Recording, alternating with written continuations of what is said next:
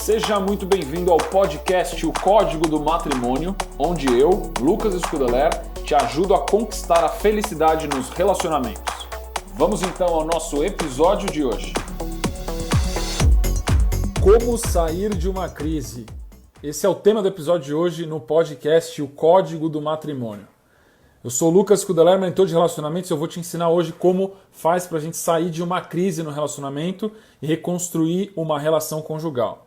Muito bom, Aline entrando aí, vamos esperar a galera entrar, Fonseca Bruna, Thaís, Mary Stylist, Maralha, Felipe, Sarita, Viviane, Kimberly, muito bom, alguns nomes, o pessoal está entrando em toda a live, hein? Fedalzotto, muito bom, boa noite galera, Cissa, sejam bem-vindos. A gente vai abordar o tema hoje, como sair de uma crise. Não achem que isso é só para quem está num relacionamento, tá? É muito importante a gente saber como praticar os princípios e como evitar as crises também. Então, mesmo se você for solteiro, e eu vou falar sobre crise hoje, isso é muito válido para independente de quem seja do status de relacionamento que você está. Olá, Kimberly, olá, Thaís, sejam muito bem-vindas e bem-vindos também. Muito bom.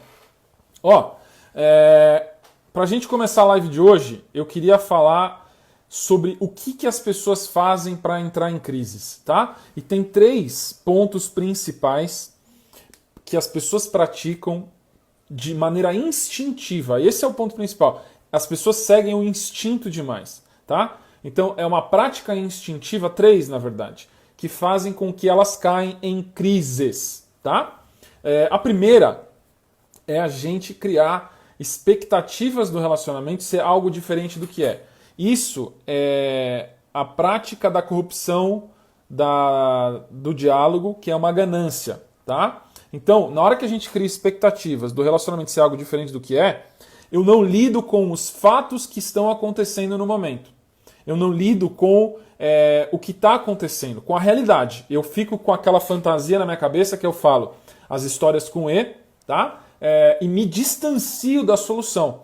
Eu me afasto do processo de resolução do problema porque eu estou vivendo nas minhas expectativas. Eu estou vivendo na minha vontade do que deveria ser. Tá? Isso pode ser usado como uma referência se eu tenho boas teorias, se eu estudo relacionamentos. Isso é um ponto principal, nevrálgico, é um ponto crucial. A essência de relacionamentos é estudar relacionamentos.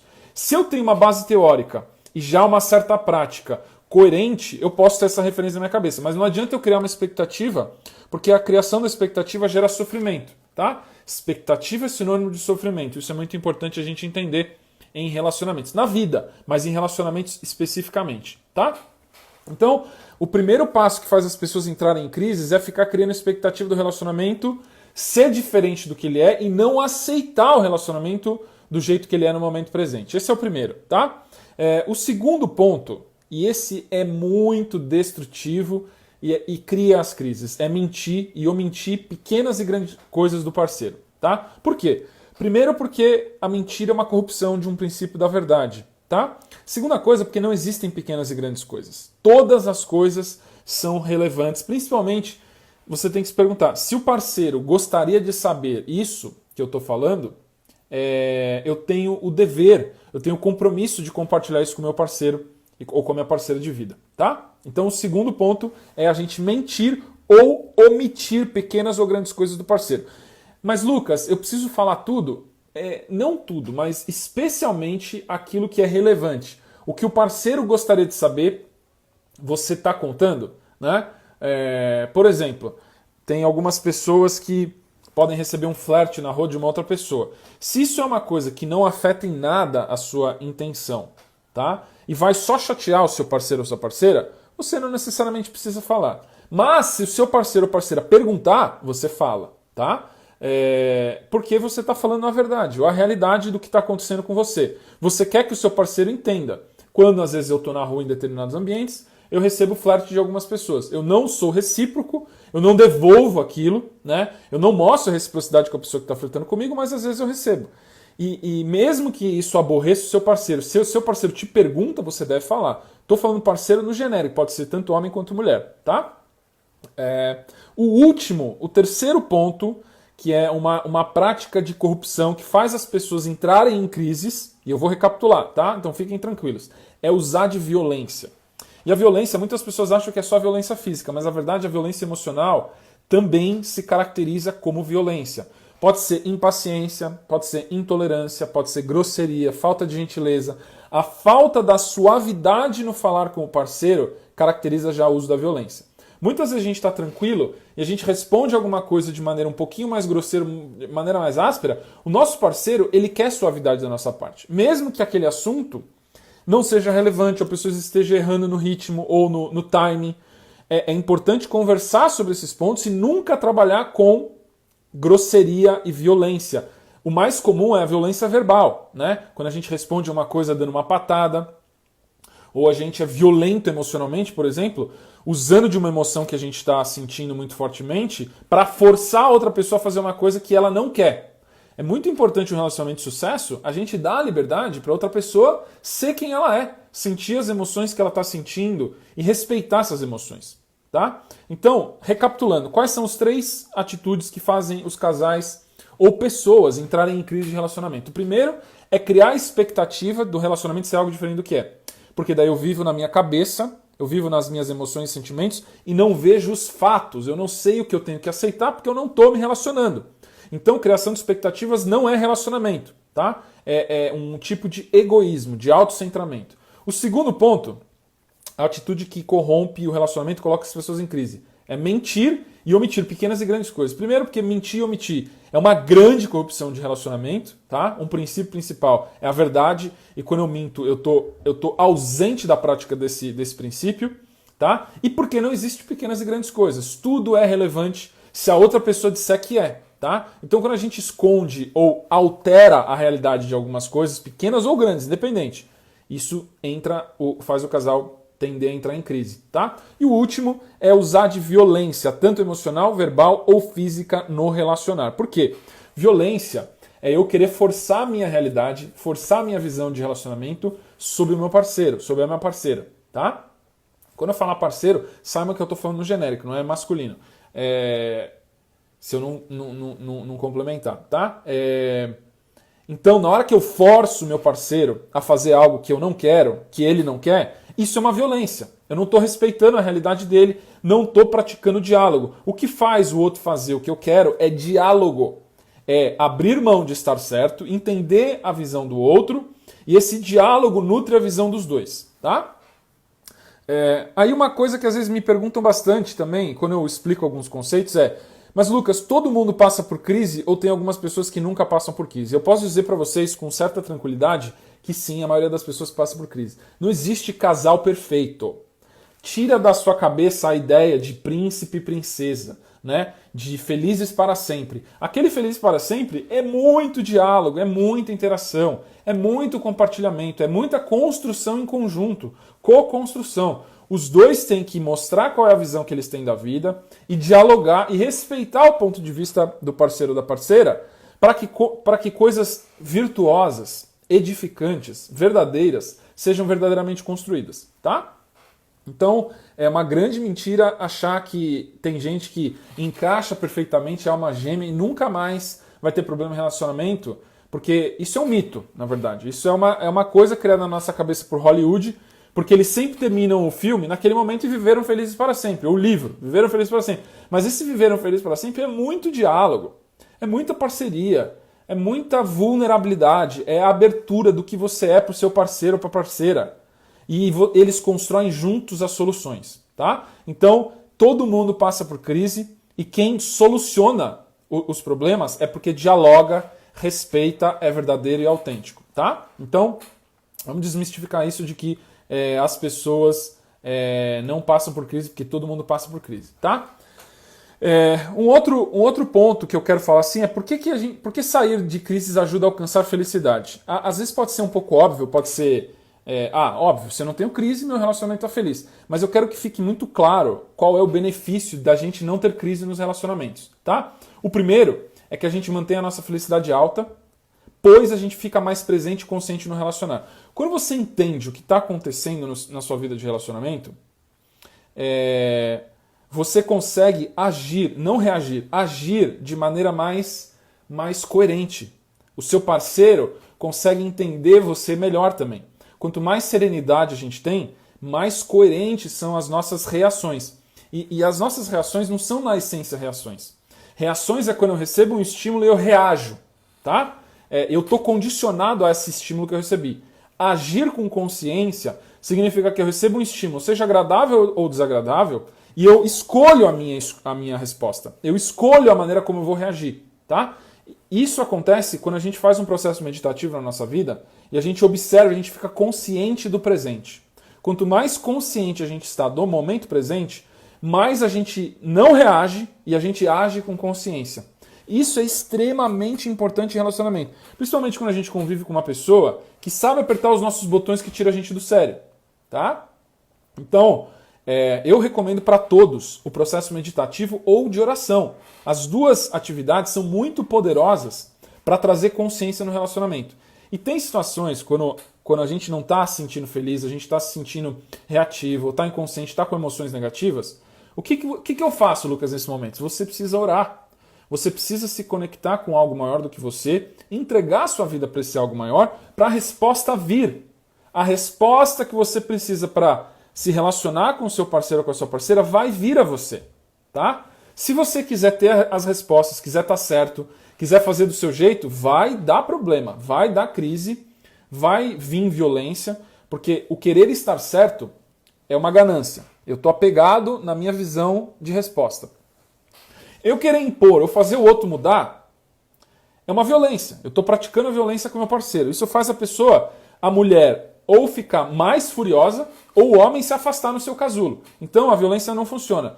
E às vezes, para não ter desconfortos, algumas pessoas acreditam que mentir é melhor, para gerar conforto emocional. Esse é uma grande besteira, um grande equívoco de relacionamentos. Tá? Porque a essência do relacionar é se desenvolver espiritualmente. Tem vários assuntos que são mundanos, que a gente precisa fazer funcionar. Intimidade física, né? As rotinas sincronizadas, fazer os assuntos do dia a dia. Mas, na essência, o relacionamento conjugal é um chamado para a espiritualidade. Para o homem conviver com uma mulher, ele precisa amadurecer. Ele não vai conseguir, no nível imaturo, se relacionar com uma mulher. Para uma mulher se relacionar com um homem, ela precisa amadurecer. Ela não vai conseguir instintivamente se relacionar com o homem. Por quê? Porque o homem pensa diferente da mulher, porque a mulher pensa diferente do homem. Não encaixa na natureza. A parte psíquica e espiritual não encaixa naturalmente. O que encaixa é a fisiologia, é a química. Por isso que é um problema se você buscar parceiros que têm só química com você. Parceiros que encaixam e que você sente atração, mas psiquicamente, espiritualmente não tem similaridade. Você precisa, como solteiro, esse é o primeiro antídoto para crises futuras. Você precisa aprender a escolher parceiros de maneira coerente. Tá? Como que eu escolho parceiro se eu sou solteiro ou solteira, Lucas? Você precisa, como solteiro, se aproximar de pessoas com assuntos elevados. Você precisa falar de espiritualidade. Você precisa falar de sonhos. Você precisa falar da metafísica da sua vida. Você precisa falar de valores. De onde, que direção você está indo. Se as regras do seu jogo, que é a sua vida, funcionam para outra pessoa também.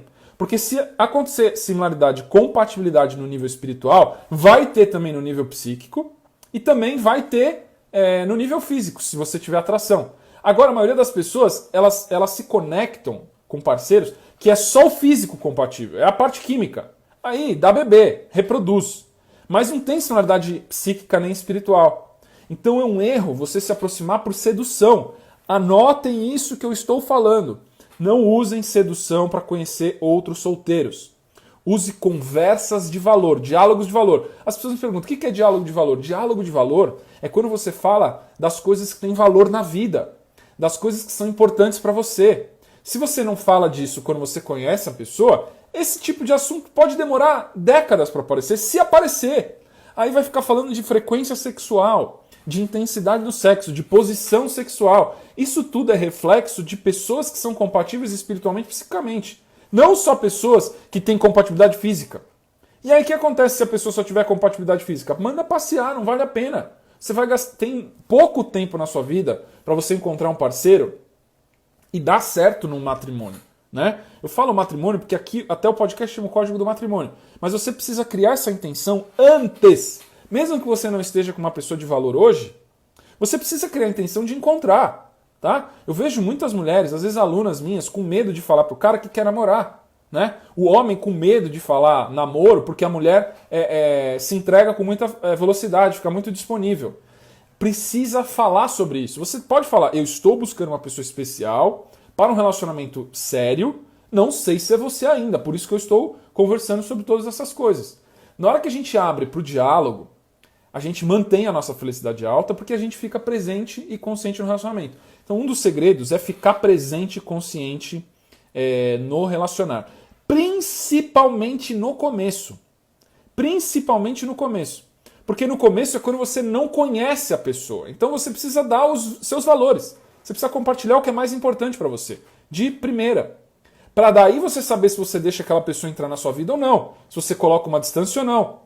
Não é só ser compatível e ter atração física. Esse é o maior erro das pessoas. Tá?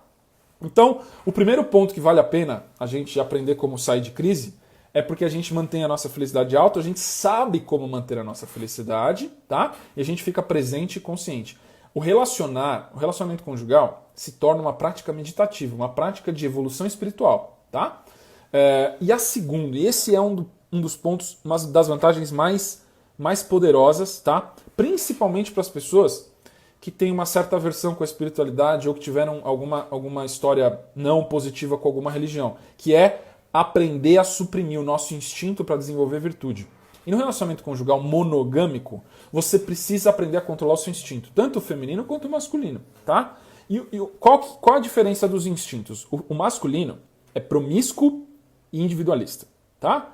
O feminino é socialista e relacional. Isso significa que o feminino, na hora que está se sentindo mais próximo da natureza, mais reativo, vai buscar socializar. Na hora que a mulher está incomodada, ela quer conversar sobre o relacionamento, de discutir a relação. E muitas vezes, o problema que às vezes o homem está de estar quieto não é com o relacionamento. Ou o homem que tem uma tendência à promiscuidade, tá com uma mulher e fica pensando em várias outras, tem medo de entrar no compromisso porque não acredita que vai ser feliz com uma mulher só e nunca se desenvolve, nunca se torna um homem, nunca se torna um patriarca. Fica a vida inteira sendo um macho. É aquele cara que está casado, sei lá quanto tempo, já traiu a mulher dezenas ou dezenas de vezes, não larga ela por apego, por hábito, e continua no vício dele no final de semana, no futebolzinho, nos amigos, perdido, sem significado, numa vida de prazeres fugazes que passam com velocidade e não se dedicando a ser o melhor parceiro que ele pode ser para a parceira dele. Né? Ainda não praticando a verdade a respeito de ela, praticando mentira, a luxúria, a traição. Tá? E aquela mulher que se torna amargurada pelo relacionamento com o homem frouxo, e esse amargor faz com que ela se torne ultra masculina, ultra dura, uma guerreira. Num sentido é bom, porque ela conquista certas vitórias na vida sem depender do cara. Mas no outro, ela sente que ela teve que sacrificar a feminilidade dela. E quando ela entende que a feminilidade é o sagrado, é a conexão com o divino que tem dentro dela, ela sente que o preço que ela está pagando é muito alto de estar com esse homem. Tá? Então, mulheres, quando você tiver com um homem que não usa da masculinidade dele, não tenha medo de largar esse homem. Não tenha medo de largar esse homem. É a dor da não admiração de uma mulher forte, feminina, que vai fazer ele refletir sobre: será que eu preciso mudar meus comportamentos? Porque se você aceita tudo dele, se você é caridosa, se você vai todas as vontades dele, e ele não muda, você tem que tirar as coisas que você está fazendo. Tá? Você tem que parar de cuidar um pouco dele. Muitas mulheres erram naquele terceira etapa, que é o cuidado maternal. E tem muita dúvida, e é um assunto polêmico que eu falo. O cuidado maternal é quando o cara quebra e ele não pede a sua ajuda. O homem, de verdade, ele vai valorizar o cuidado que ele recebe de maneira altruísta. Não de maneira do dia a dia. Quando você cuida demais do cara que você está junto no dia a dia, você começa a dar comandos, ele vira seu filho. Aí ele infantiliza. Ele se torna seu filho e você torna a mãe dele. Tá? Isso é uma coisa extremamente importante de você internalizar, mulher, tá? E homem, saiba que você precisa aprender a dedicar 100% da sua energia vital, íntima, sexual para a sua parceira. Isso faz ela desabrochar. A vida de vocês íntima melhora com o tempo, não é quantidade, é qualidade, tá? O homem, ele tem essa ideia promíscua no instinto da natureza dele. Então, na hora que a gente se entrega num relacionamento monogâmico, né? do masculino com o feminino, isso funciona em relacionamento homossexual também, tá? Sempre tem um masculino e um feminino. Sempre tem. É mais normal um homem masculino e uma mulher feminina, mas pode ser um homem masculino e um homem feminino? Pode. Pode ser normal, acontecer também uma mulher masculina e uma feminina? Sim, eu tenho vários alunos que são homossexuais e é a mesma dinâmica. Porque a dinâmica de relacionar é psíquica, não é física, tá? Então o corpo é só um reflexo do que o psíquico está acontecendo. Por isso que eu falo que libido é psíquico. Na hora que você entende que libido é psíquico, você pode ir até o seu último dia de vida com vontade de ter intimidade com o seu parceiro, porque daí é uma troca amorosa, de acolhimento, tá? Só que isso a gente precisa aprender a suprimir nosso instinto para desenvolver virtudes. É a virtude que é a ferramenta para você trazer a emoção que você quer sentir naquele momento com o seu parceiro, tá? E existe uma necessidade muito grande da gente aprender a aceitar o nosso parceiro como ele é, sem esperar que ele mude, dando o nosso melhor. O que é o nosso melhor? Verdade, respeito e diálogo, tá? E aí, na hora que a gente está falando, é legal, às vezes eu dar alguns exemplos, né? Como é que foi no meu caso para desenvolver essas virtudes. Eu demorei para me compromissar, tá? Porque eu não tinha firmeza nas minhas virtudes, eu ouvia demais o instinto. Isso é o normal do homem. Quando a gente é mais novo, a gente tem uma voz do instinto muito forte. Quando eu me fortaleci na minha masculinidade, eu não tive mais medo do compromisso. Quando o homem ele se fortalece na virtude, ele muda o relacionamento dele ou a vontade de ter um compromisso. Ele começa a ver os valores, as virtudes que existem no relacionamento conjugal.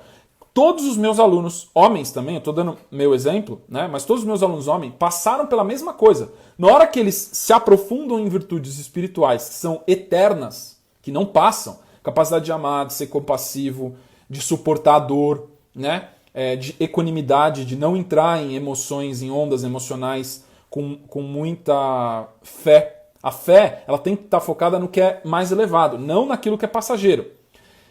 Esses homens, eles perdem o medo do compromisso. Na hora que eles entendem que a vida é desenvolvimento de virtudes e sabedoria e amor, eles perdem totalmente o medo do compromisso. Por isso que eu falo que você precisa, mulher ou homem, falar sobre espiritualidade no começo. Porque pode ser que não dê liga com nenhum dos homens que você está falando, com as mulheres que você está falando. Mas na hora que bater, é extremamente forte. Porque você vai ver que é uma pessoa compatível com você espiritualmente. E isso é o que eu e minha esposa temos antes de qualquer tipo de atração. Eu tenho uma atração muito grande por ela, ela também tem por mim. Mas a gente é compatível espiritualmente. Isso é o mais importante. A nossa jornada é similar e complementar, não é a mesma. É parecida, passa pelos mesmos caminhos, pelo mesmo tempo, espaço-tempo, mas as nossas competências, nossos talentos são diferentes. Então a gente é similar nos valores espirituais, mas nos valores psíquicos a gente é oposto e complementar. O meu comportamento é muito diferente do da minha esposa. E isso acontece com todos os meus alunos que passaram pela fase de solteiro, pelo relacionamento conjugal e finalmente pelo casamento. Todos são complementares, eles têm valores de vida parecidos, estão indo na mesma direção, mas são complementares na jornada.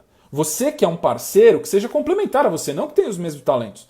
Parceiros que têm o mesmo talento são amigos, pessoas com interesses iguais.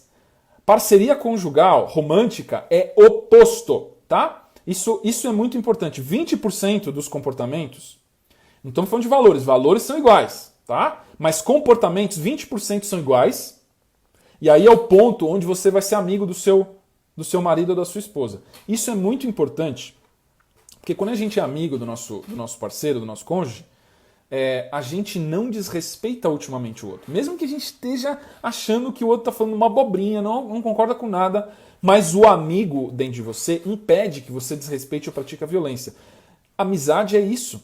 É não desrespeitar ultimamente a outra pessoa, não ofender. E o amante, ele ofende, porque o que liga o parceiro, o casal romântico só, que não tem amizade, é a paixão do romance, a atração física, né?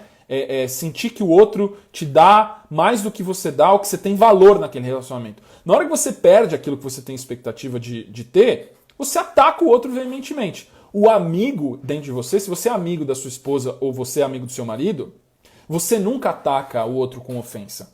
Você sempre respeita o outro. Isso foi uma regra que eu pratico com a minha esposa desde 20 anos. A gente nunca se ofendeu. Nunca se ofendeu. Por isso que quando você ofende alguém, a chance de você ficar junto é menor. Porque a pessoa vai sempre lembrar daquela mágoa. Olha o que ela falou pra mim. Ela conhece a minha vulnerabilidade e quando ela quis me atacar, porque ela perdeu a cabeça, ela, a pessoa, tá? Ela me atacou. Ela usou essas ferramentas de ataque e me humilhou, me destruiu. Isso é muito ruim para a mulher, mas é 10 vezes pior para o homem.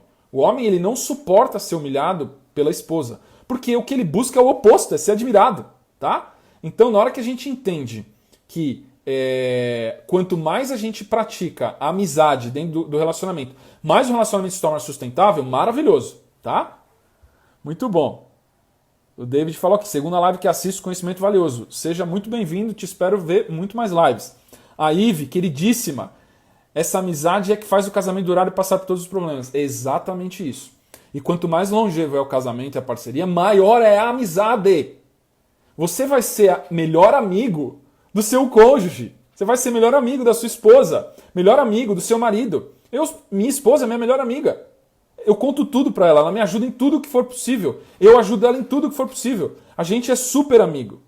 Tá? E isso é uma coisa que foi construída com o tempo. Isso não é uma coisa que do nada a gente se tornou melhor amigo. Porque a visão instintiva de parceria, de amante, ela ganha força em muitos momentos. Mas aí conforme você rega esse lado da amizade, do grande amigo, do melhor amigo, isso vai ganhando espaço. E eu recomendo, quanto mais longevo for o casamento, maior o vínculo de amizade, tá?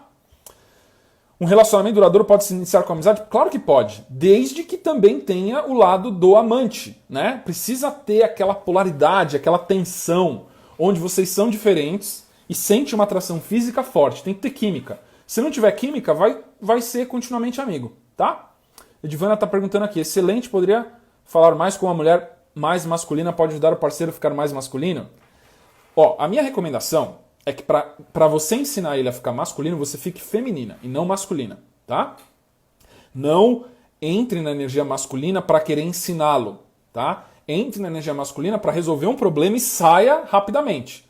A energia masculina é muito boa e pragmática e objetiva. Ela é tipo a energia do caçador. Mas você não tem que ter condutas masculinas para ele entender o que é masculino. Senão você ocupa o espaço no relacionamento e ele se perde, ele se torna apático, ele se fecha e fica feminino sombra, tá? Você pode sim estimular ele através de diálogos de valor.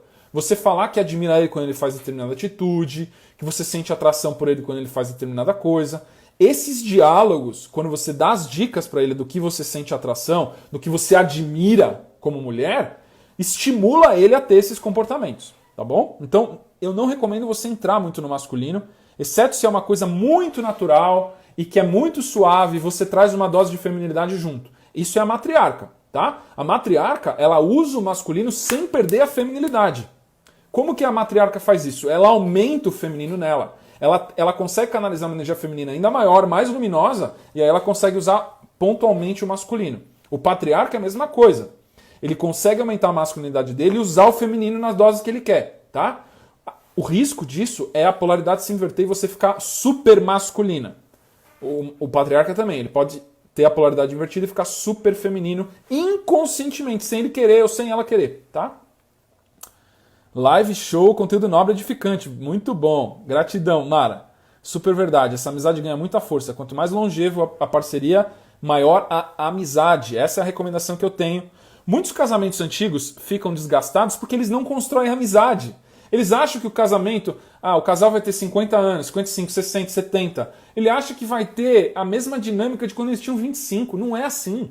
O casamento, a parceria é uma dinâmica conjugal evolutiva. A gente vai mudando o nosso estado no relacionamento e vai aprendendo como se relacionar com a pessoa naquela fase, tá? E aí que vem a surpresa, é porque em cada momento eu me surpreendo com a minha esposa. Tem coisas novas que ela traz, uma profundidade, uma característica feminina que eu não tinha percebido ainda. Porque ela não tinha? Não, porque eu não tinha olhos para ver. Isso significa que eu destravei mais uma visão do feminino em mim, né? Então, cada fase que passa eu amadureço um pouco mais, eu entendo ela um pouco mais. Quanto passa mais uma fase e ela me entende um pouco mais feliz ela se torna, mais feliz eu me torno. Porque a gente consegue aceitar o que a gente entende, mas a gente não aceita o que a gente não entende. O nosso instinto é assim, tá? Então, quanto mais a gente amadurece, a gente está integrando o instinto à consciência. A gente está sublimando o instinto na consciência. Você está pegando a força do instinto, que ia para todos os lados antes, e você está direcionando ela e lapidando para uma direção. Qual a direção? A direção das virtudes da consciência, que vai tender a ser amor e sabedoria. Tá? Então é muito mais fácil a gente aceitar um processo que a gente entende do que o que a gente não entende. Tá bom? Faz uma live com a minha esposa. Eu já propus isso para ela várias vezes, mas ela é envergonhada. Ela é muito reservada, ela não gosta de aparecer. Eu acho difícil isso acontecer, mas eu vou continuar convidando, tá? A Anne tá perguntando aqui. Quando o parceiro te ver mais como uma amiga do que como mulher? Eu não entendo. Se isso... é engraçado porque relacionamento conjugal é uma dinâmica de forças que vai amadurecendo. Se esse processo de ver muito como amiga acontece muito cedo, gera um desequilíbrio, tá?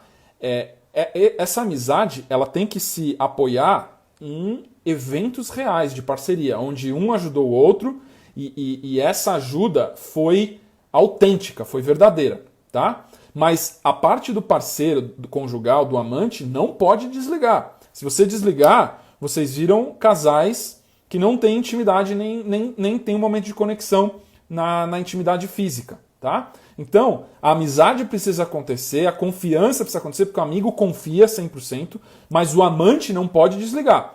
Então, se estiver desligando o lado do amante, precisa criar rotinas de namorados de novo. A energia juvenil, de passear, de passar tempo junto, de fazer coisas divertidas, de rir junto. Isso é muito importante para não desligar o amante. Ao mesmo tempo que o amigo também está junto. Uma coisa não desliga a outra. É como se ele estivesse enchendo dois pilares. São dois pilares que estão cada vez mais maduros e você está investindo nos dois. Tá?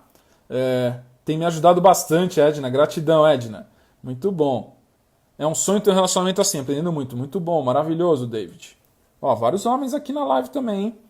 A Scarlett, eu tenho muita energia feminina. Socorro. Scarlett, eu sei que você já viu, mas veja de novo a live Como Ativar a Feminilidade. Tá? Nos 7 chakras, descendo de cima para baixo, até chegar nas energias mais mundanas. Começa no metafísico e vai para o mais mundano. Tá bom? Ativar a feminilidade tem que se transformar em um hábito.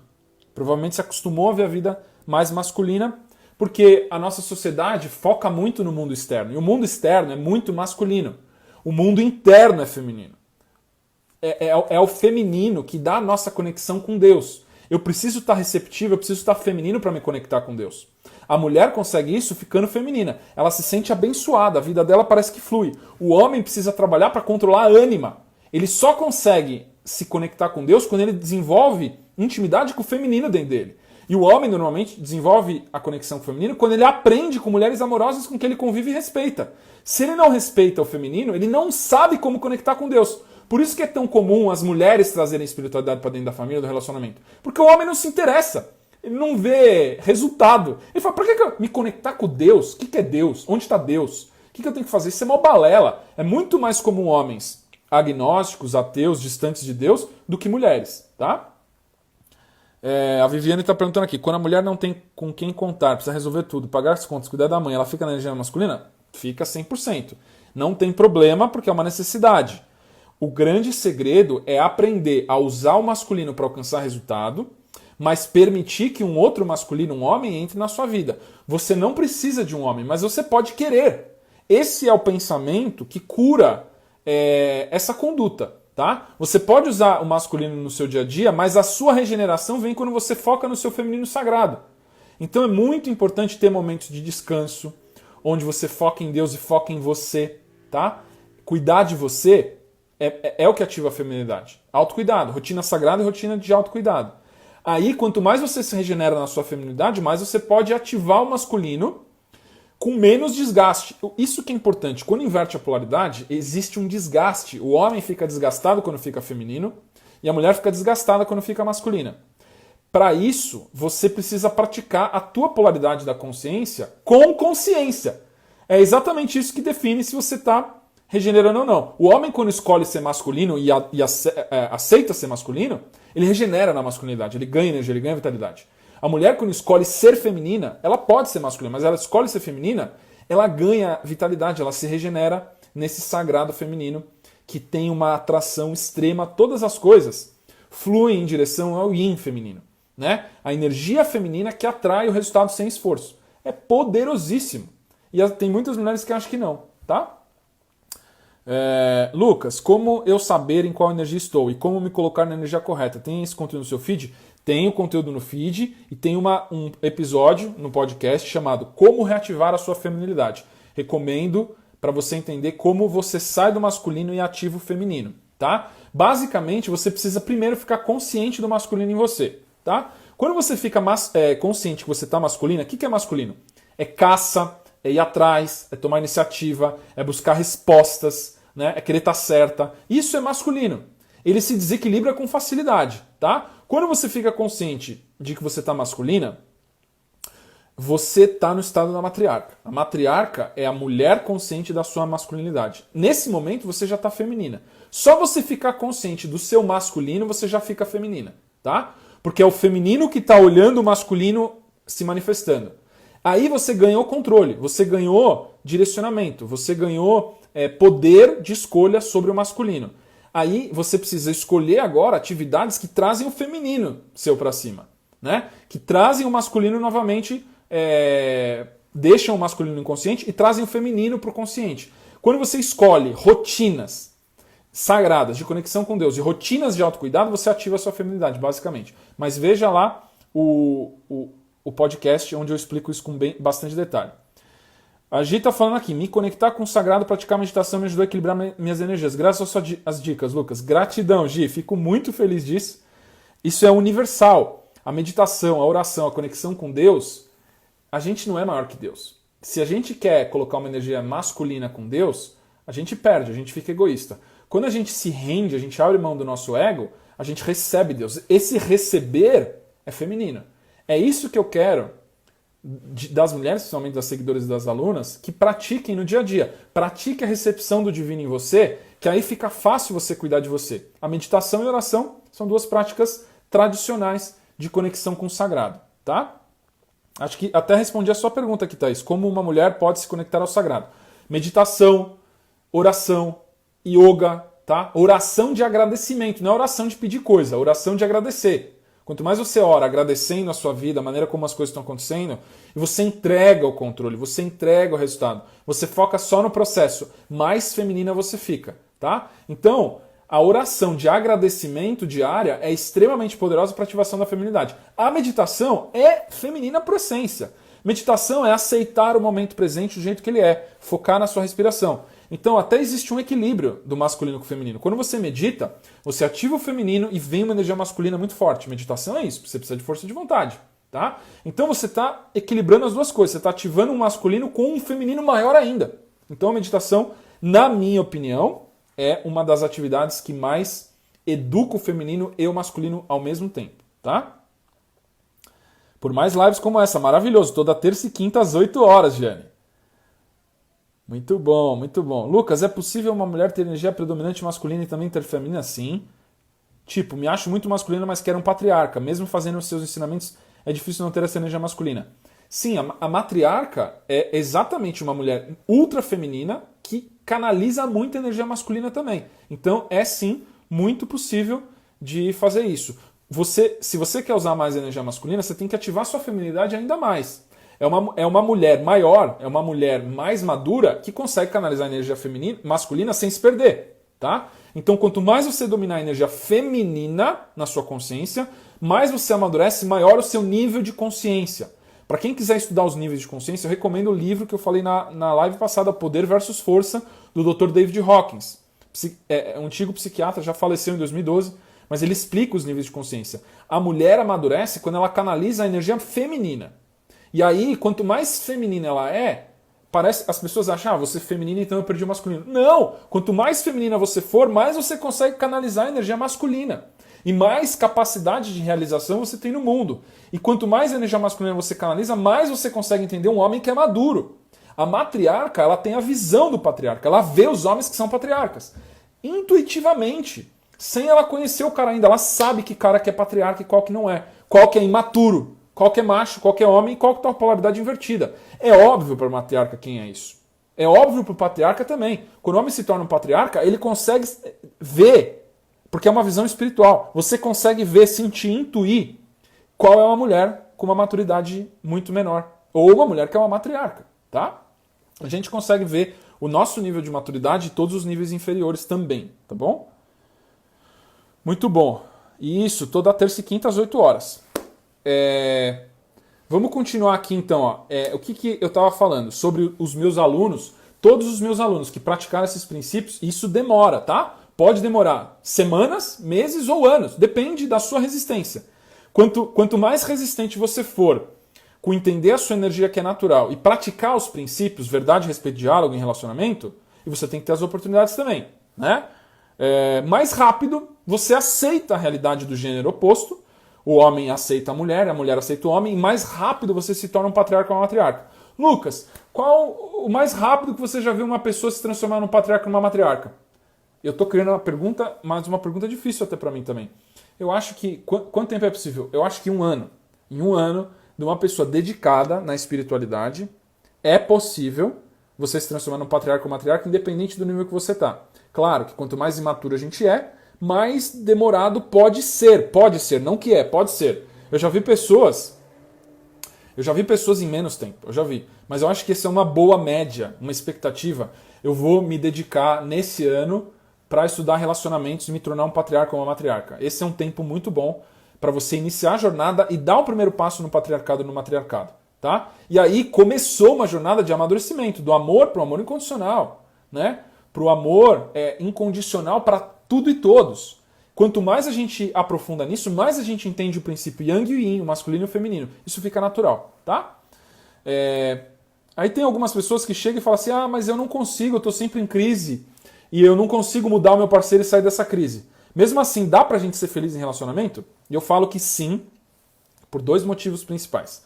O primeiro é que seu parceiro reflete o que você faz, que é um princípio chave e fechadura. Você atrai as pessoas que você merece, tá? Você atrai pessoas no seu nível de maturidade com comportamentos opostos e complementares ao seu. Deu para entender o que eu falei? Você atrai pessoas chave e fechadura com a sua energia, tá? E com a sua maturidade. Então, o que define a qualidade no relacionamento é o espiritual e em seguida o psíquico. E a maioria das pessoas escolhe parceiro pelo físico. Tá totalmente errado, tá? Então, na hora que a gente entende que existe um princípio de chave fechadora, de complementaridade, a gente entende que se eu amadurecer, eu mudo a minha combinação chave fechadura. Se eu não amadurecer, eu continuar focando no que eu vejo no outro, no que eu espero que o outro seja, eu nunca vou encontrar um parceiro similar ou maduro o suficiente do jeito que eu idealizo. Eu vou encontrar um parceiro no meu nível de maturidade, tá? Com os mesmos níveis de conflitos em relacionamento que eu, tá? Então, quanto mais eu amadureço, mais isso se torna natural, mais eu atraio uma pessoa madura também. O segundo conceito que é muito importante é que você só vê fora o que você tem dentro, principalmente o que te incomoda. Se você... Nossa, o que é isso, né? É polêmico esse assunto. Se você se incomoda com a raiva do parceiro, é porque você tem raiva reprimida dentro de você. Se você se incomoda com a vaidade do seu parceiro, é porque você tem vaidade reprimida dentro de você. Se você se incomoda com a culpa, com a vergonha do parceiro, é porque você tem culpa e vergonha reprimida dentro de você. Mas eu não sou nada parecido na atitude com ele. Não, porque você criou uma camada de comportamento oposta àquilo que você é motivado para bloquear aquela energia que está no seu inconsciente. Tá? Então, quando a gente cria personas ou personagens que reprimem parte do que a gente é e a gente guarda aquela energia, aquilo cria uma motivação para a gente ser o oposto. Aí eu sou ultra gentil, ultra simpático, né? Ultra humilde, uma falsa modéstia, né? Porque eu sou motivado por vaidade, porque eu sou motivado por raiva, porque eu sou motivado por medo. E aí eu crio um pseudo personagem para reprimir aquela energia dentro de mim. Mas Lucas, como que você sabe isso? Porque se você se incomoda com o medo do outro, com a vergonha do outro, com a raiva do outro, com a vaidade do outro, qualquer emoção negativa, é porque essa energia está dentro de você. Tudo que eu vejo fora, que me incomoda especialmente, é o que está guardado e reprimido dentro de mim. Senão eu não me incomodaria. Quando eu me incomodo com algo em alguém, é porque aquela pessoa, com um comportamento pontual, está me lembrando do que eu sou. E na hora que eu lembro do que eu sou, me incomoda porque aquela energia tenta vir para a consciência, tá? Então, por que vale a pena a gente aprender a sair de crise e praticar os princípios? Tá? Porque a gente desenergiza a energia em mim. Aí eu paro de me incomodar com o outro. O grande segredo da sabedoria e do amor é eu desenergizar os complexos psíquicos em mim para eu parar de projetar, para eu parar de me incomodar com o comportamento do outro. Eu só me incomodo com o comportamento do outro se eu ainda tenho resquícios energéticos no meu inconsciente. Quando eu desenergizo aquilo, eu aceito aquilo dentro de mim, eu paro de me incomodar com o outro. Aí, aceitar o outro como é, sem esperar que ele mude, fica fácil de amar. Então, para eu chegar num nível de amor do patriarca e da matriarca, eu preciso fazer um trabalho de desenergização interna minha. E isso tem a ver com autoconhecimento. Eu não vou conseguir ter um relacionamento feliz e saudável se eu tenho um monte de bagagem na minha história. No meu inconsciente tem um monte de lixo lá. Esse lixo que eu não quero ver, que eu não quero ficar consciente, eu não quero que tome conta da minha consciência. Ele está reprimido e eu projeto fora nas outras pessoas. Então, esse estado de negação do que eu sou faz com que eu me incomode com as outras pessoas que têm comportamentos parecidos com o que eu reprimi. Eu sei que é um pouco difícil esses conceitos, mas é extremamente verdade. Quem entender esse negócio da negação, eu nego em mim o que eu não concordo. Eu reprimo, neguei e reprimi. Na hora que eu reprimo o projeto na pessoa que está tendo um comportamento e aquilo me incomoda, saiba que aquilo é um chamado a me desenvolver. Aquilo é um chamado a limpar aquela energia em mim. Se eu tivesse sem aquela energia, se eu realmente não fosse como eu acho que eu não sou, mas me incomoda. Se eu acho que eu sou algo sem aquilo, estou falando tudo confuso, né? Mas se eu fosse do jeito que eu acho que eu sou, eu não me incomodaria com os pontos falhos das outras pessoas. E muitas vezes, a pessoa está sendo naquele instante aquela energia. Eu sou muito mais, porque eu me incomodo só de ver ou de presenciar uma pessoa praticando aquilo, tá? Então, isso é uma bússola do desenvolvimento espiritual. Quais são os assuntos que eu preciso trabalhar? Tudo aquilo que me incomoda nos outros é para mim, é para eu trabalhar em mim, tá? Muito bom. Vixe, me incomodo muito em saber que hoje em dia alguém que faz dança de TikTok ou participar de BBB é mais relevante do que criar conteúdos relevantes. Como mudar isso? Quando uma pessoa fica popular, ela está popular em entretenimento. Isso não quer dizer que ela é boa ou uma autoridade ou relevante em um assunto. O grande antídoto para a gente aceitar os artistas ou influencers de plantão aí que tem de montes agora é você focar no que você acredita. É você focar no que dá resultado, no que você é boa. Na hora que você foca no que você é boa, o resto é bloqueado. Você meio que não vê. Eu não vejo nada disso, né? Não me incomoda. Se tiver 1 milhão de influencers, parabéns para eles, né? Eu foco em onde eu posso compartilhar conteúdo que eu vivo, que é relevante, que muitas pessoas querem. E na minha visão, isso é relacionamentos.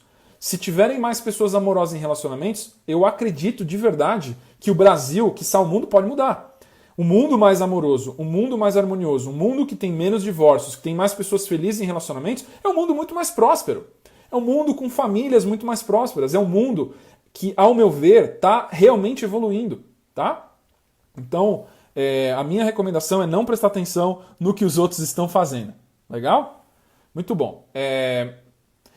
Aquela pergunta que bagunça a nossa cabeça que a gente sempre faz aqui nos podcasts, né? Qual que é uma coisa que a gente não deve fazer na hora de tomar esse caminho de aprender a sair das crises? E é muito claro, tá? É a ausência das virtudes, que é eu não posso mentir para o outro, não sofrer. Tem muita gente que justifica a mentira porque não quer que o outro sofra. Você deve contar a verdade. Você deve falar a verdade. Se for relevante para o outro e o outro quer saber, se for do momento presente, não coisa do passado antiga, mas do momento presente, você deve falar a verdade. Não mentir para o outro não sofrer. Agredir o teu parceiro de qualquer maneira, ser violento, é a prática da violência. O que é violência? Tem muita gente que acha que é violência física. Não é a violência física. É sempre que eu tento forçar um argumento, uma emoção, um sentimento na outra pessoa. Quando eu não aceito a outra pessoa acreditar no que ela acredita. Ou ser do jeito que ela é. Sempre que eu forço, eu estou usando a violência. Tá? E o último ponto, ao meu ver, é querer estar sempre certo. A grande raiz é o apego na individualidade de achar que eu estou sempre certo. E se eu estou sempre certo, eu vou usar a violência para forçar isso nos outros. Tá? Querer estar sempre certo é uma vaidade. A vaidade é um tipo de mentira. É mentira, não é verdade. Tá? A vaidade é um inflamento do eu, é um inflamento do meu ego. E aí, como eu sou grande, eu preciso forçar nos outros que eu sou grande. Os outros não querem nem saber se eu sou grande ou se eu sou pequeno. Eles só aceitam eu do jeito que eu sou. Na hora que eu pratico a humildade de eu não sou nem mais nem menos do que os outros, eu sou igual aos outros, e eu tenho as minhas crenças, os meus comportamentos e tudo bem, isso cria uma leveza no relacionamento que atrai o parceiro pra gente. Todo mundo quer estar no relacionamento que a pessoa ela se sente aceita do jeito que ela é. E um dos grandes erros da maioria das pessoas é querer estar sempre certo e não aceitar o parceiro do jeito que ele é, o parceiro ou a parceira, e querer mudar o parceiro ou a parceira, tá? Na hora que eu não aceito o meu parceiro do jeito que ele é e eu quero mudar, eu perco a beleza do relacionar, eu perco a beleza da parceria conjugal, eu perco a possibilidade de ser surpreendido pela minha parceira. Se eu quero controlar ela 24 horas por dia, ela nunca, e eu conseguir, eu for persuasivo, eu nunca vou conseguir que ela me surpreenda. Eu nunca vou receber um carinho que eu vou saber se é verdadeiro ou não, se ela está fazendo aquilo para me agradar. Quando eu dou liberdade para o meu parceiro ser o que ele quiser ser, as coisas ganham mais valor. Porque na hora que eu recebo um carinho, eu recebo um elogio, eu sei que aquilo é sincero. E é isso que faz a nossa autoestima realmente ficar saudável. Porque eu estou com uma pessoa forte e livre, e eu sou uma pessoa forte e livre. Livre dentro das virtudes espirituais, da verdade, o respeito do diálogo e da monogamia. Porque se eu entrei no relacionamento por livre e espontânea vontade, eu fico seguindo os princípios por livre e espontânea vontade. Não porque eu sou obrigado a ser monogâmico, porque eu escolho ser monogâmico. Porque eu escolhi estar no relacionamento com a minha esposa. E aí isso se torna cada vez mais natural, cada vez mais um hábito, mais a gente respeita um outro, mais a gente é verdadeiro e mais a gente dialoga sobre os nossos pontos de vista. Quanto mais tempo você está junto, a tendência é você começar a concordar. Eu com ela, a gente está 20 anos juntos, no começo a gente discordava muito. Hoje em dia a gente concorda em 95% das coisas. As coisas que a gente discorda, ou porque os nossos pontos de vista estão um pouco distantes e a gente precisa dialogar mais, tá? Ou porque a gente não está entendendo o que o outro está vendo, tá? Às vezes pode ser, falar assim, agora eu entendi o que você está falando e eu concordo com o que você está falando. Mas, na maioria das vezes, eu e minha esposa, a gente concorda 95% das vezes, tá? Então, muito bom. Deixa eu ver se tem mais algumas perguntas. Se tiverem perguntas, podem fazer, sabem que eu gosto de responder, tá? A Nive está perguntando aqui, como faço para o parceiro fazer as coisas em casa por vontade dele sem que eu tenha que ficar cobrando como se eu fosse mãe dele? Primeira coisa é vocês dividirem as tarefas por talento, tá?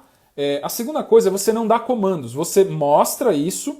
Se ele não muda, se ele não faz, você precisa dialogar. Ó, tem várias coisas que a gente precisa fazer aqui em casa e eu tô sobrecarregada. Você quer fazer? Não. Eu também não. Então vamos contratar alguém para fazer. Essa é uma regra super pragmática, super prática de terceirização ou delegar assuntos. Tá? Na hora que a gente se permite delegar e contratar alguém, não faça as coisas que você não quer fazer também.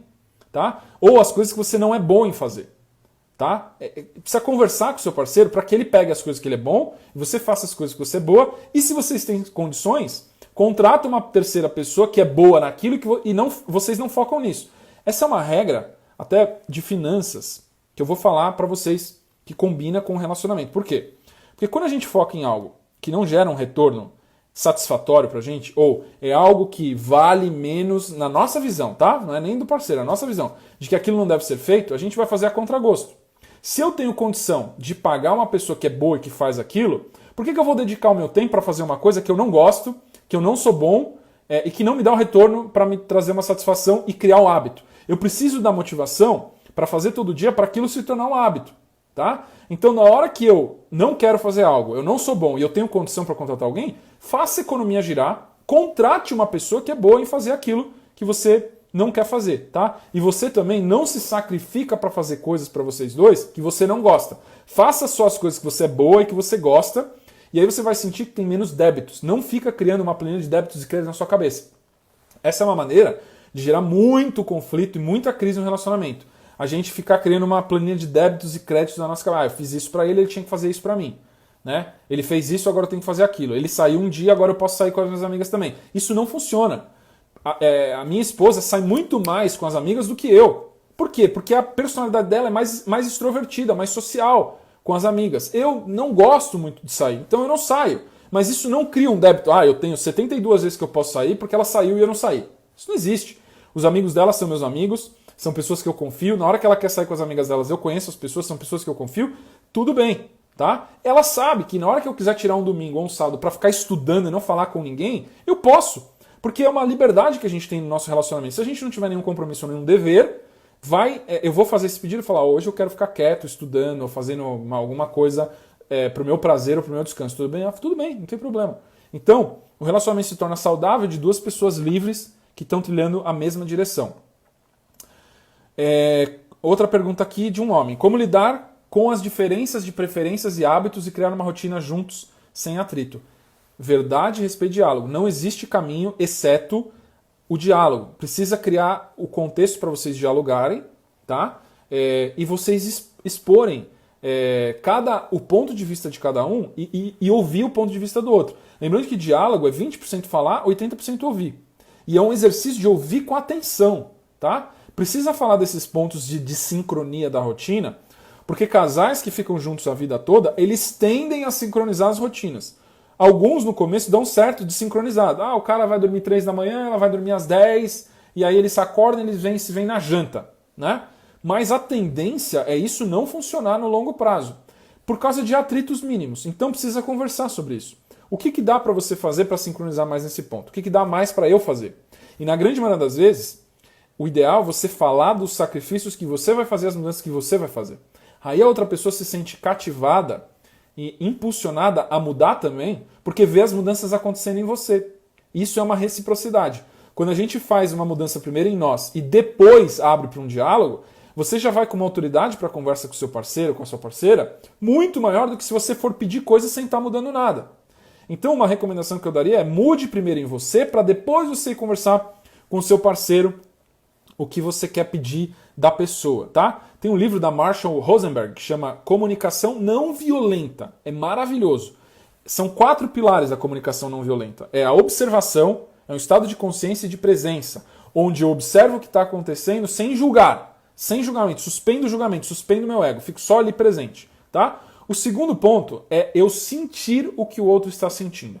Eu preciso sentir quão importante, quão urgente, quão valioso aquele assunto é para a pessoa com quem eu estou conversando. Isso serve para qualquer um, tá? Mas para casal ainda mais. Então eu sinto o que o outro está sentindo. O terceiro é eu entender, depois que eu senti, as necessidades que o outro tem. A necessidade é algo essencial. É o denominador comum da maneira como a pessoa age, da maneira como as pessoas correspondem. Eu já dei a necessidade de homens e mulheres para vocês. Homens buscam admiração 99% das vezes, mulheres buscam segurança 99% das vezes. Corrigindo, não é homem e mulher, é o masculino. O masculino busca admiração e o feminino busca segurança. Quando inverte a polaridade, Lucas? Quando inverte a polaridade, inverte a motivação. Homens que estão femininos estão buscando segurança. Mulheres que estão masculinas estão buscando admiração, se sentirem valorizadas. Precisa ter consciência da polaridade que você está para entender a motivação, qual é a necessidade. No comunicação não violenta, a terceira etapa é entender as necessidades. Eu já dei um código mestre para vocês aqui. Na hora que eu sei qual é a necessidade que o outro tem, porque eu sei a energia que o outro tá, eu conectei, eu estou sentindo o que eu estou sentindo, aí eu entendi, é conexão empática, aí eu faço um pedido. Eu entendi, é isso, certo? É exatamente isso. Posso te pedir então essa mudança e eu vou fazer isso. Você entrega a necessidade que a pessoa tem, depois de você entregar, você faz um pedido, tá? Isso tende a ser muito bem recebido porque você primeiro entendeu, depois você pediu. Você primeiro entregou, depois você pediu algo. O pedido tem que vir depois de você entregar algo no sistema da outra pessoa. Não é alguma coisa que você faz de valor e que a pessoa não vê. É uma coisa que você fez e a pessoa viu. Ela compreendeu. Ela processou. Nossa, essa pessoa fez isso pra mim. Que legal. E aí você dialoga, expõe isso com clareza e no final, quando ela sentir que você está conectado na mesma emoção que ela, você pode fazer um pedido de algo. Tá? É assim que se faz pedido. Leia o livro Comunicação Não Violenta da Marshall Rosenberg, se quiser entender como influenciar o seu parceiro a fazer as coisas que você acha importante. Tá? Saiba que não é um caminho fácil, é um caminho de sacrifício e de trabalho. Tá? Relacionamento conjugal é trabalho, é sacrifício. Tá bom? Espero que eu tenha respondido aí, Rig. Tá bom? Qualquer outra dúvida, pergunte. Outra dúvida, Nive. Quando o parceiro não quer se relacionar com seus familiares, principalmente sogra, isso é necessário? Não é necessário, né? Porque quando a gente cria uma família, constitui uma família, vocês são uma unidade familiar nova. Claro que é prudente ou é sábio ter relacionamentos harmoniosos com sogra e com sogro, tanto de ambos os lados. Mas é necessário? Não é necessário. tá? Só é importante você saber que o seu relacionamento não tem a ver com como ele vê o relacionamento com a sua sogra, a sua mãe, na verdade, tá? Você tem que fortalecer o seu vínculo com ela, sair daquela família, se você estiver casada, e construir uma família com ele. Essa é a sua prioridade. É Deus, em segundo você, em terceiro ele, o seu marido. Mesma coisa para os homens. Primeiro Deus, segundo ele com ele, terceiro a esposa. Depois vem a família estendida. A família estendida vem com uma prioridade depois que você prioriza o relacionamento com Deus, com você e com o seu parceiro, tá? Eu falaria que pais e filhos vêm como a quarta prioridade. A primeira prioridade é Deus, a segunda é você, a terceira é o seu cônjuge, a quarta prioridade é a sua família estendida. Quem são as pessoas que dependem de você de uma maneira direta ou indireta, tá? Pais e filhos usualmente são esse quarto nível, tá bom? Bom, vamos falar então de 3 práticas simples para a gente sair da crise, tá? A primeira prática é praticar a verdade. Eu falo isso muito no meu perfil, eu não vou cansar de falar porque esse é o antídoto, é a panaceia para a gente ser feliz em relacionamento. E lembrem que soluções de assuntos complexos normalmente são simples, tá? Então, é difícil, eu falo que é difícil. Por quê? Porque o difícil é simples. O simples é difícil.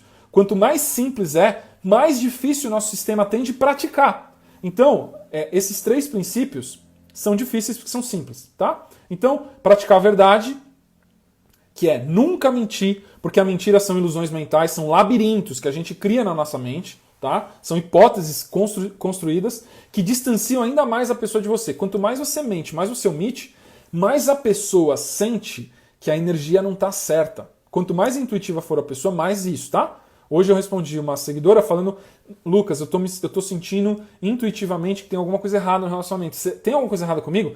Eu acredito, e eu falei pra ela, que você tá intuindo coisas ocultas. Você tá intuindo coisas que ele tá te escondendo. Então, fique tranquila e fique em estado de observação, tá? Então, quando a gente pratica a mentira, a gente distancia o outro porque a gente fica no mundo mental. A mentira tem isso, você precisa manter ela, né? Você precisa lembrar dela, porque se você esquece, você fala a verdade.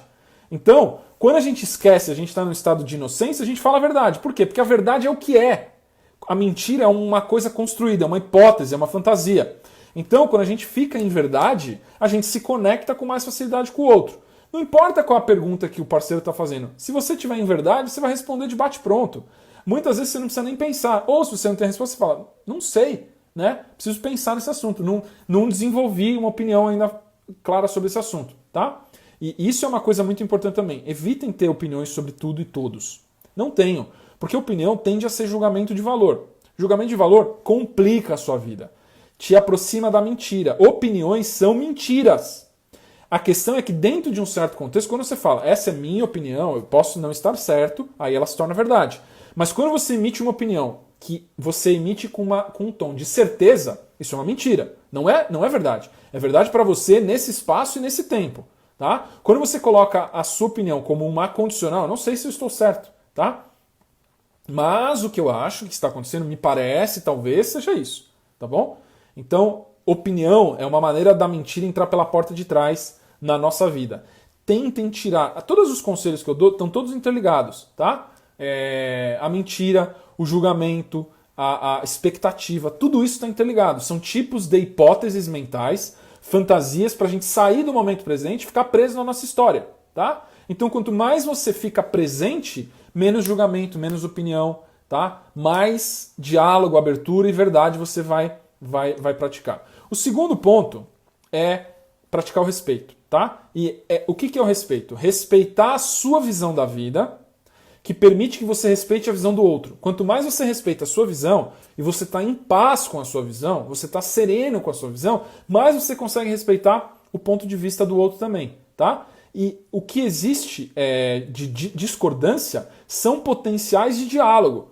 Quanto mais discordância existe, significa que aquilo tem que ser mais dialogado, aquilo tem que ser mais falado, aquilo tem que ser mais compreendido, tem que trazer mais luz e tem que ser mais respeitado. Respeito é algo que você pode ter até por pessoas que você não gosta, pelos seus inimigos. E isso é a construção da nossa sociedade democrática. Democracia, ou congresso, ou parlamento, que vem do latim parlare, né? Que é falar. parte da premissa de que o outro lado vai respeitar a minha divergência.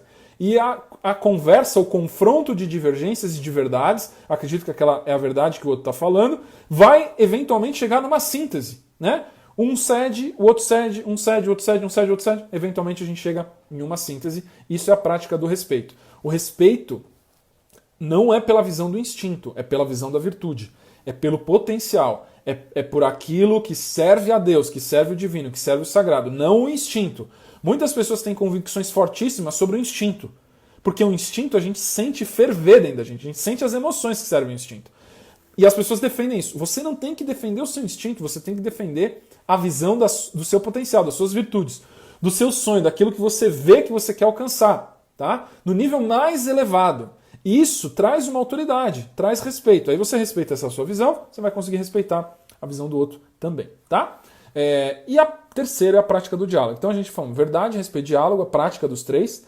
O diálogo, na essência, o que é? É a ponte de construção dos dois mundos diferentes e ao mesmo tempo similares. Criar uma ponte nos assuntos que têm similaridade e também criar uma ponte de diálogo nos assuntos que têm divergência, tá? É o diálogo que cria uma oxigenação na mente de ambos, que abre o outro para ser surpreendido, tá? Não espere que o outro seja igual a você. Casais de sucesso são, como eu já falei, 20% similares, 80% opostos complementares. Se a tua esposa, se o teu marido é oposto de você, o ponto de vista dele é diferente. Por isso que precisa de diálogo. E aí você vai ver que você vai se surpreender muitas vezes. Mas você já parou para pensar que é assim, assim, assim, e não assado? Aí você fala, nossa, eu nunca tinha parado para pensar nisso. Você acredita nisso de verdade? Eu acredito. Eu vivo baseado nesses valores. As minhas atitudes são motivadas por isso, né? Isso são coisas, por exemplo, que eu aprendi com a minha esposa. Ela, intrínseco dela, querer cuidar dos outros, querer ver os outros bem, ser gentil. E várias vezes eu falava, para de ser gentil com pessoa que é estranha. Tem gente que tem má índole, tem intenções ocultas, e você está sendo super simpática. E uma coisa que eu percebi é que a gentileza dela, dentro do nosso ambiente de convívio natural, protege ela. O que protege o feminino é a própria gentileza, tá? A amargura feminina traz o masculino que traz uma rispidez para ela também, ela vai ser desrespeitada. A gentileza feminina, a alegria, a diversão, protege ela de certa maneira. Coisa que não necessariamente funciona com o homem. O homem que é muito gentil, tem muitas pessoas que acham que ele é mal intencionado, né? Porque muitos são, eu sei que são. Mas o homem gentil por gentil demora um tempo no convívio que ele tem para as pessoas verem como uma pessoa inocente, que não tem segundas intenções, tá? E aí eu estava querendo impor um valor meu para ela, quando para ela é melhor ela ser gentil, tá? E isso é muito importante. A gente precisa entender o ponto de vista de onde a outra pessoa está vindo, onde ela está se posicionando, psicoposicionando, psicossocial posicionando, porque é um posicionamento psicossocial. Ela mentalmente, socialmente, existe um personagem que funciona bem na sociedade para ela. Esse personagem, que é parte dela, traz resultados positivos. Esse personagem é gentil, tá? Eu, muitas vezes, não sou tão gentil, eu sou meio ranzinza. Esse é um personagem psicossocial que eu construí. Eu sou ranzinza no dia a dia. Esse ranzinza traz benefícios para mim também. E ela respeita isso. Ela aceita isso. Ela sabe, ela brinca comigo que eu sou ranzinza. Até comprou para mim uma camiseta daquele anão Grumpy, que é o ranzinza, né? E eu uso e me divirto com isso, tá bom? Então, quando a gente entende que casais que dão certo são 20% similares, 80% opostos complementares, a gente começa a olhar para potenciais parceiros diferentes, tá bom? Então, para a gente terminar, eu queria deixar uma dica final para você absorver o conteúdo de hoje, que é: simplifique a sua vida, não complique.